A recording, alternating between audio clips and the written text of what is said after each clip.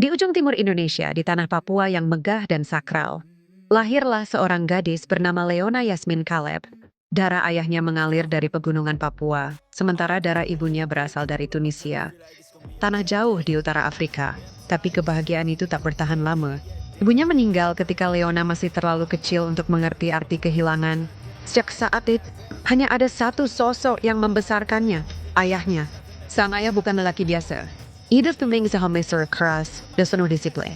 Ia mendidik Leona bukan dengan kelembutan, tapi dengan aturan.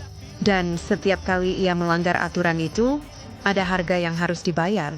Hukuman itu bernama pengasingan, sebuah rumah kecil di tengah hutan. Dan di sanalah Leona belajar bahwa kesepian pun bisa menjadi guru.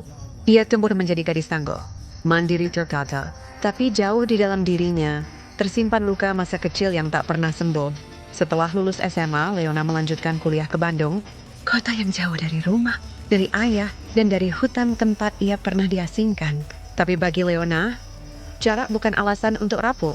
Ia berjanji pada dirinya sendiri, tidak akan mengecewakan ayah, tidak akan terjebak dalam cinta.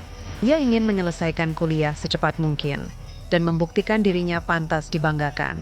Baginya cinta hanya pengganggu, tapi Tuhan punya cara aneh untuk mengetuk hati manusia. Suatu malam, Leona mencoba bernyanyi di sebuah aplikasi bernama Smule.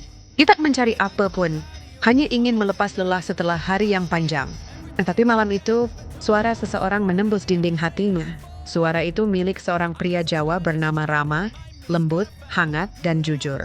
Dari lagu ke lagu, dari duet ke duet, mereka menjadi sepasang suara yang saling melengkapi.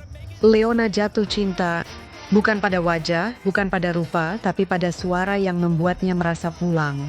Dua jiwa yang tak pernah bertemu, tapi entah mengapa merasa saling mengenal seumur hidup. Waktu terus berjalan nih. Masa kuliah usai, dan Leona harus pulang ke Papua. Bandung menjadi kenangan, dan Rama menjadi bagian yang ia bawa dalam hatinya. Mereka masih bernyanyi, masih berbagi lagu, masih memelihara cinta yang tumbuh di antara jarak. Beberapa kerabat tahu. Bahkan Mama tua, ibu dari ayahnya, begitu menyukai Rama. Anak itu sopan, suaranya indah, katanya. Ia berharap suatu hari Rama dan Leona bisa bersatu.